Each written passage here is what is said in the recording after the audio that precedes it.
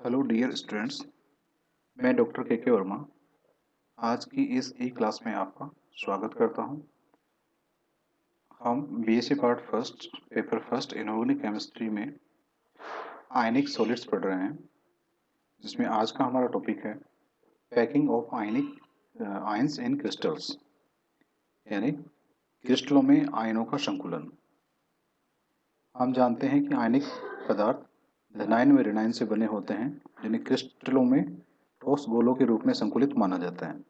आयनों के विशेष प्रकार के संकुलन से विभिन्न संरचनाएं प्राप्त होती है, अतः संरचना कहते हैं इनको हम दो प्रकार में डिवाइड कर सकते हैं।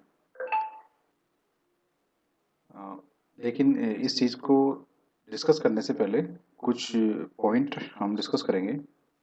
कोई भी जो क्रिस्टल है, उस क्रिस्टल में वो एक स्टेबल हो, उसके लिए क्या क्या चीज जरूरी है। उसके लिए जरूरी है कि उसकी ऑक्यूपाइड वॉल्यूम मैक्सिमम हो और जो वैकेंट वॉल्यूम हो वो मिनिमम हो। यानी जो क्रिस्टल में धनायन और ऋणायन है, उसके द्वारा जो क्रिस्टल का कुल आयतन है, उसका अधिकतम भाग ऑक्यूपाई होना चाहिए, भरा हुआ होना चाहिए। Coordination number should be maximum, यानी उस क्रिस्टल के लिए कोऑर्डिनेशन नंबर्स मैक्सिमम होने चाहिए, समन्वय संख्या मैक्सिमम होनी चाहिए। और हम ये जानते हैं कि समन्वय संख्या क्या है कि एक प्रकार का आयन जितनी संख्या में विपरीत आवेशित आयनों से घिरा हुआ होता है, वो उसका कोऑर्डिनेशन नंबर कहलाता है।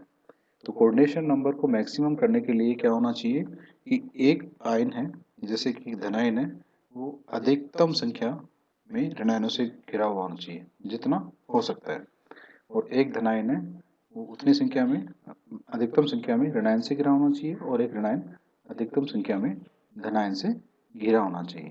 यानी ions should be surrounded by the maximum number of opposite charged ions. तीसरा जो इम्पोर्टेंट पॉइंट है इसके लिए वो है attraction should be maximum and repulsion should be minimum. हम ये जानते हैं कि क्रिस्टल में जो समान आवेशित आयन होते हैं, उनके मध्य तो प्रतिकर्षण बल काम करता है, यानी रिपल्सन फोर्सेस काम करते हैं, और जो विपरीत आवेशित आयन है धनायन और ऋणायन, उनके मध्य आकर्षण बल काम करते हैं। तो किसी क्रिस्टल के स्थायित्व के लिए आकर्षण बल सदैव अधिकतम होने चाहिए और रिपल्सन बल प्रतिकर्षण बल सदैव न्यूनतम होने चाहिए। नेक्स्ट पॉइंट है crystal should be electrically neutral for the stability of the crystal. यानी जो क्रिस्टल है उसमें जो धनावेशित आयनों के कारण उसका कुल धनावेश है वो ऋणायनों के ऋणावेश से संतुलित होना चाहिए। और जब ये दोनों प्रकार के आवेश धनावेश और ऋणावेश आपस में संतुलित हो जाएंगे, तो उस स्थिति में क्रिस्टल उदासीन हो जाएगा। तो ये सारे जो पॉइंट है ये आवश्यक हैं किसी भी क्रिस्टल को अधिकतम स्थायित्व देने के लिए। अब हम पढ़ेंगे पैकिंग ऑफ आयंस कि आयनों का संकुलन किस प्रकार से होता है। हम जानते हैं कि आयनों का संकुलन दो प्रकार से होता है। आयनों के संकुलन से हमारा आशय यह जानना है कि स्थायी क्रिस्टलों में धनायन ऋणायन कम से कम स्थान घेरते हुए किस प्रकार संकुलित होते हैं। बहुत ही कम ऐसे लवण हैं जिनमें ऋणायनों की अपेक्षा धनायन बड़े या उनके बराबर होते हैं। अधिकांश लवणों में ऋणायन अपेक्षाकृत बड़े होते हैं, क्योंकि आयन कठोर गोलाकार माने जाते हैं और गोलों को निकटतम लाने पर भी उनके मध्य कुछ रिक्त स्थान बचा रहता है, जिसे छिद्र या होल कहते हैं। छिद्र का आकार गोलों के आकार पर निर्भर करता है तथा उनसे छोटा होता है। दूसरे शब्दों में, यदि बड़े गोलों ऋणायनों का संकुलन किया जाए तो उनके मध्य छिद्रों में छोटे गोले धनायन रखे जा सकते हैं। ऋणायनों के मध्य रिक्त स्थानों में धनायनों के आ जाने के कारण क्रिस्टलों की सघनता व आयनों के मध्य आकर्षण बढ़ जाता है, जिससे यौगिक स्थायी हो जाते हैं।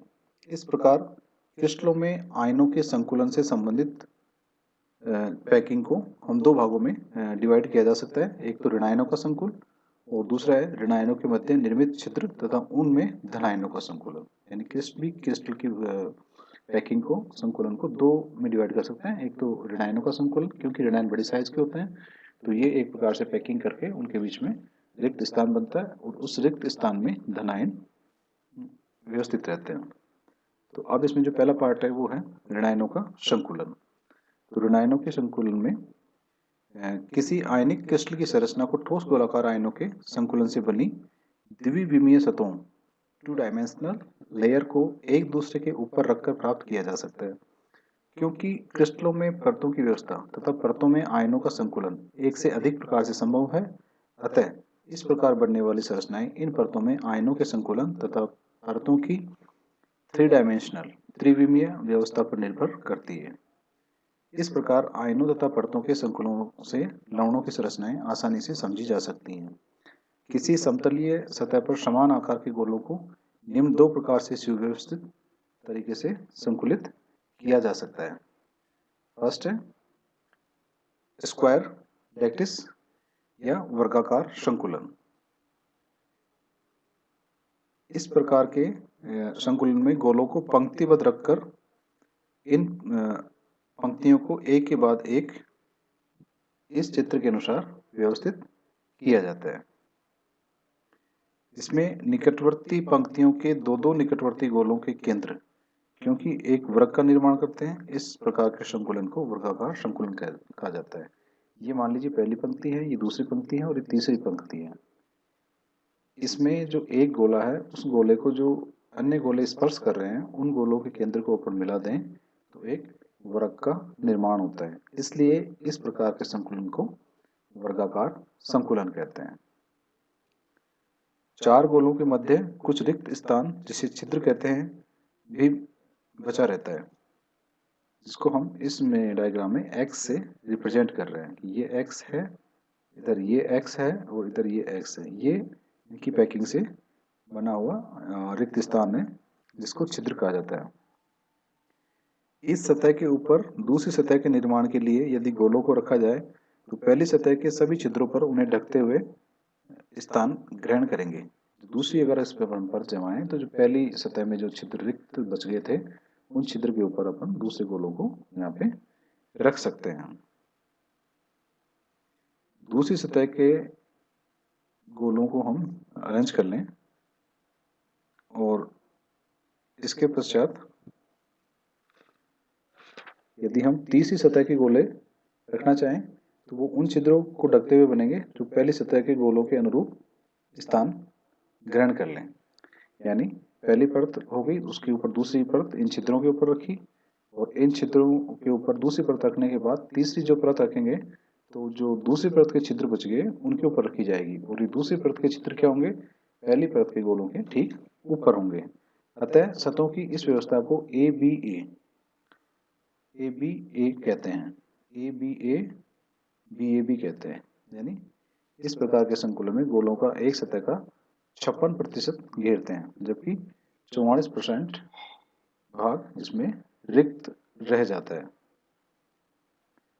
वर्गाकार संकुलन व्यवस्था में प्रत्येक गोला अपने ऊपर व अपने नीचे वाली सतहों के 4-4 गोलों से इस प्रकार घिरा रहता है कि ऊपर वाले व नीचे वाले गोले का मिला के एक घन का निर्माण किया जा सकता है तथा मध्यवर्ती गोला घन के केंद्र में स्थित रहता है। इस प्रकार की संरचना को अंतः केंद्रित घन संरचना या बॉडी सेंटर्ड क्यूब कहते हैं, जिसके शॉर्ट में क्या बोलते हैं अपन BCC। यहाँ पे B क्या है, बॉडी, C फॉर सेंटर्ड और C फॉर क्यूब है, यानी अंतः केंद्रित घन संरचना। इस प्रकार की व्यवस्था में गोले क्रिस्टल के आयतन का 68% भाग घेर के रखते हैं और यहाँ पे जो उसमें कोऑर्डिनेशन बनता है वो 8 होगा और ज्यामिति अष्टफलकीय बनेगी। दूसरा जो इसमें पैकिंग हो सकती है वो है हेक्सागोनल लैटिस, षटकोणीय संकुलन। ये क्या होता है कि इस विधि में गोलों को एक इस प्रकार से संकुलित किया जाता है कि प्रत्येक गोला अपनी सतह के 6 गोलों से षटकोणीय रूप से घिरा रहता है। जहाँ पे देखिए ये एक गोला है और दूसरे अन्य गोलों से 6 गोलों से घिरा रहेगा, 1 2 3 4 5 और 6, और इन 6 गोलों के केंद्रकों को यदि मिला दिया जाए तो एक षटकोण का निर्माण होता है। इन 6 गोलों के केंद्र से एक षटकोण का निर्माण होता है, अतः इसे षटकोणीय संकुलन कहते हैं। इस प्रकार के संकुलन में गोले वर्गाकार संकुलन की अपेक्षा अधिक स्थान 64% घेरे रहते हैं, अतः यह घनतम संकुलन क्लोजेस्ट पैकिंग कहलाता है। विभिन्न घनतम संकुलित सतहों को एक के ऊपर एक रखकर आयनिक क्रिस्टल का निर्माण किया जा सकता है। एक सतह के ऊपर दूसरी सतह को तो एक ही प्रकार से रखा जा सकता है, लेकिन दूसरी सतह पर तीसरी सतह को दो प्रकार से रखा जा सकता है ना, जैसा कि हम इसमें चित्र में देखेंगे। इससे दो भिन्न प्रकार की संरचनाओं का निर्माण होता है। तीसरी सतह के गोलों को दो प्रकार के रखने से दो भिन्न प्रकार की संरचनाओं का निर्माण होता है। उसमें से एक संरचना बनेगी हेक्सागोनल क्लोजेस्ट पैकिंग, षटकोणीय निबिड़ संकुलन संरचना। इसमें केंद्रीय गोले के चारों ओर 6 छिद्र निर्मित होते हैं। दूसरी सतह के बी के सभी गोले पहली सतह ए के आधे छिद्रों को ही ढक सकते हैं, तो आधे छिद्र खुले रह जाते हैं। इन छिद्रों में अंतर स्पष्ट करने के लिए हम इन्हें एक्स से दिखा सकते हैं। अब यहाँ पे ध्यान देने योग्य यह बात है कि एक सतह के सभी चित्र सभी प्रकार से एक से होते हैं। केवल संरचना को आसानी समझने के लिए इन्हें भिन्न भिन्न प्रकार से प्रदर्शित किया गया है। लेकिन जब एक सतह पर दूसरी सतह को रखा जाता है तो इन छिद्रों की भिन्नता स्पष्ट हो जाती है, क्योंकि इस प्रकार से दूसरी सतह के गोले या तो छिद्रों को ढक सकेंगे या एक प्रकार के छिद्रों को ढक सकेंगे और एक प्रकार के छिद्रों को नहीं ढक सकेंगे। तो इसमें दो प्रकार की संरचनाएं बनती हैं। इसको दोबारा से हम समझें। ये हेक्सागोनल लैटिस क्या होता है कि इसमें एक गोले को 6 गोले घेरे रहते हैं, जिनके केंद्रों को मिलाने पर हेक्सागोनल स्ट्रक्चर बनती है। और इसकी पैकिंग कैपेसिटी है वो 74% है। इसका कोऑर्डिनेशन नंबर 6 बनेगा, 12 बनेगा। एक सतह पे 12, दूसरी सतह पे 12। टोटल कोऑर्डिनेशन नंबर इसका 6 रहेगा। More stable then square lattice. ये स्क्वायर लैटिस से ज़्यादा स्टेबल है क्योंकि इसका पैकिंग कैपेसिटी 74% है। इसमें क्या है कि फर्स्ट लेयर के 6 छिद्रों में से 3 छिद्रों पर एकांतर क्रम से दूसरी सतह के गोले जमाए जा सकते हैं। अब तीसरी सतह के गोलों की व्यवस्था के आधार पर इसे दो भागों में बांट सकते हैं। पहला है षटकोणीय निबिड़ संरचना, हेक्सागोनल क्लोजेस्ट पैकिंग, इसको ABA अरेंजमेंट भी कहते हैं। इसमें फर्स्ट, सेकंड और थर्ड सतह के छिद्र एक सीध में होते हैं और छिद्र नली के आकार में रहते हैं। ये देखिए स्ट्रक्चर, ये A है, ये B है और ये A है। तो B को अगर अपन मध्य संरचना मान लें तो इसमें जो छिद्र बन रहे हैं 6, इसमें से 3 छिद्रों के ऊपर दूसरे गोले रखे गए हैं और तीसरी परत भी इसके ऊपर सेम गोलों के ऊपर रखी गई है। तो इसमें नली के आकार की व्यवस्था में छिद्र बने रहते हैं। दूसरी जो व्यवस्था है वो उसकी फलक केंद्रित घन संरचना कहलाती है। उसको फेस सेंटर्ड पैकिंग भी कहते हैं। इसको ABC टाइप अरेंजमेंट भी कहते हैं, क्योंकि इसमें तीसरी सतह के गोले इन छिद्रों पर व्यवस्थित रहते हैं जो पहली सतह में रिक्त रह गए थे। तो इसमें छिद्रों की लंबी नली टाइप संरचना प्राप्त नहीं होती है।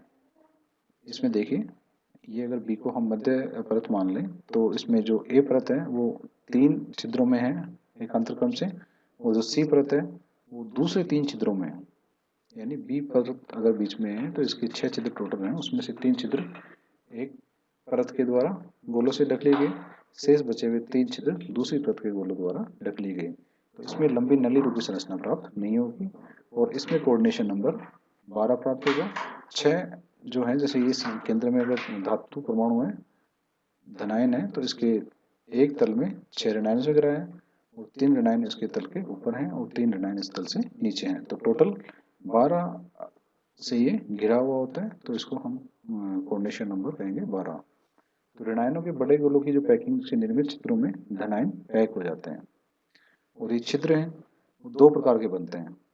ट्राइगोनल होल्स, 3 गोलों के परस्पर स्पर्श से जो होल बनेगा वो ट्राइगोनल बनेगा, क्योंकि उस होल की आकृति त्रिकोणीय होगी। और दूसरे प्रकार का होल बनता है टेट्राहेड्रल होल्स, 4 गोलों के परस्पर स्पर्श से बनता है, क्योंकि इसमें छिद्र की आकृति एक चतुष्फलक के रूप में होती है। और बनेगा होल इसमें ऑक्टाहेड्रल होल्स, जो तीन तीन को दो परतों में 6 गोले एकांतर क्रम में व्यवस्थित हों, तो उससे ये अष्टफलकीय या ऑक्टाहेड्रल होल बनेगा। तो इस प्रकार से ये होल बनते हैं, इन होल में ये क्रिस्टल व्यवस्थित रहते हैं। Structure of some ionic crystals, कुछ आयनिक क्रिस्टल्स हैं जिनकी संरचना हम यहाँ पढ़ेंगे। तो आयनिक क्रिस्टल में ए बी टाइप का जो आयनिक क्रिस्टल है उसका एग्जांपल है NaCl, CaCl और जिंक सल्फाइड। तो इसमें NaCl के स्ट्रक्चर पढ़ेंगे, इसमें कोऑर्डिनेशन नंबर 6:6 होता है, यानी एक धनायन भी 6 ऋणायनों से घिरा होता है और एक ऋणायन भी 6 धनायनों से घिरा होता है, और इसकी स्टोइकियोमेट्री होती है 1:1। और इसकी स्ट्रक्चर देखने के लिए हम FCC बनता है। इसमें क्लोराइड आयन की स्ट्रक्चर FCC होती है, इसके ऑक्टाहेड्रल सॉल्वेंट्स में सोडियम आयन उपस्थित होते हैं। इसका रेडियस अगर कैलकुलेशन करें हम तो Na का रेडियस होता है 0.95 एंगस्ट्रॉम और क्लोराइड का आयन का एंगस्ट्रॉम होता है 1.81 एंगस्ट्रॉम। और इसके लिए रेडियस रेशियो का अपन कैलकुलेट करें तो RNA प्लस अपॉन RCl- होगा और इसका वैल्यू आएगा 0.524 एंगस्ट्रॉम। तो इसकी किस रेंज में हो गया ये 0.414 से 0.732 वाली रेंज में हो गया। तो इसका मतलब इसकी ज्योमेट्री ऑक्टाहेड्रल होगी, कोऑर्डिनेशन नंबर 6 होगा। तो इस प्रकार की अरेंजमेंट से अपन इसको बना सकते हैं।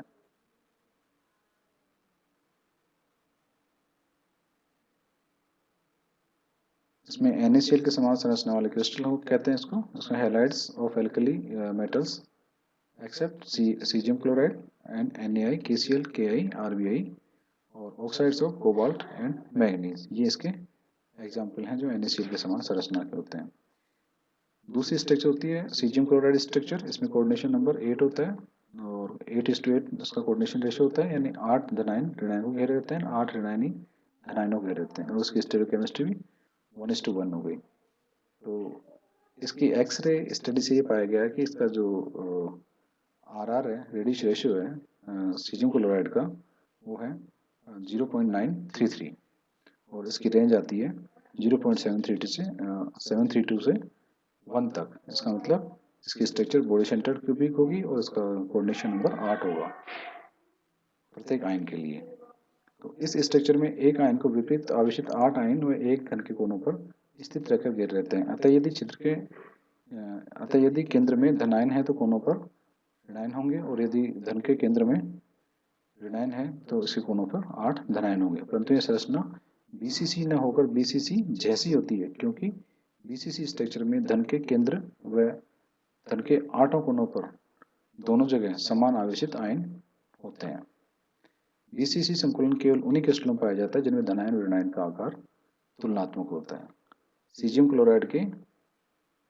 क्लोराइड को 760 केल्विन तक गर्म करने पर NaCl जैसी क्रिस्टल स्ट्रक्चर प्राप्त कर लेता है। इसका मतलब ये हुआ कि कोऑर्डिनेशन नंबर 8:8 से घटकर 6:6 वाले स्ट्रक्चर में चेंज हो जाता है, क्योंकि ताप बढ़ाने पर कोऑर्डिनेशन नंबर घट जाता है।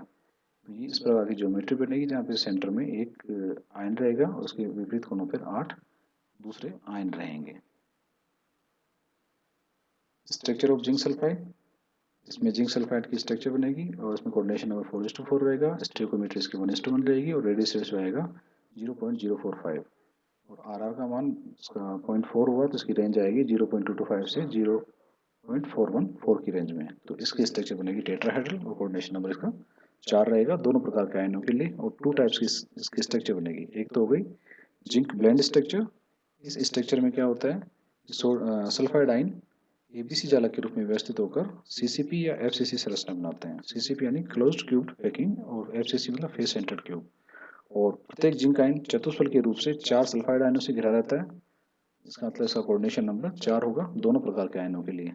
और इसमें यदि आयन घनीय निबिड़ संकुल होते हैं तो प्रत्येक आयन के लिए 2 चतुष्फल के छिद्र होते हैं, अतः 4 आयन्स के लिए 8 टेट्राहेड्रल्स होल बनेंगे। परंतु कोऑर्डिनेशन नंबर 4 है, अतः 8 में से 4 टेट्राहेड्रल होल्स एकांतर क्रम में Zn+2 आयन द्वारा भरे जाते हैं। और इस प्रकार के स्ट्रक्चर के एग्जाम्पल बनेंगे CuCl, CuY, CuBr and AgI, BeS और HES। और इसके अलावा जो दूसरा एग्जाम्पल है वो जिंक सल्फाइड या वुडजाइड स्ट्रक्चर।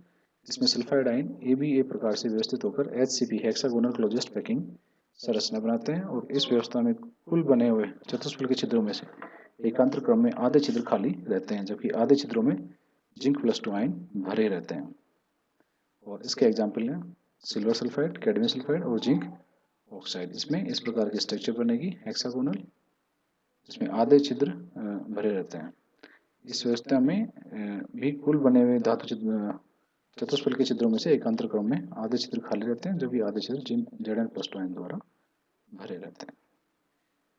मेरे द्वारा बनाए गए वीडियो को नोटिफिकेशन पाने के लिए आप मेरे यूट्यूब चैनल्स को लाइक करें और सब्सक्राइब करें और इसको अदर स्टूडेंट्स के साथ भी शेयर करें।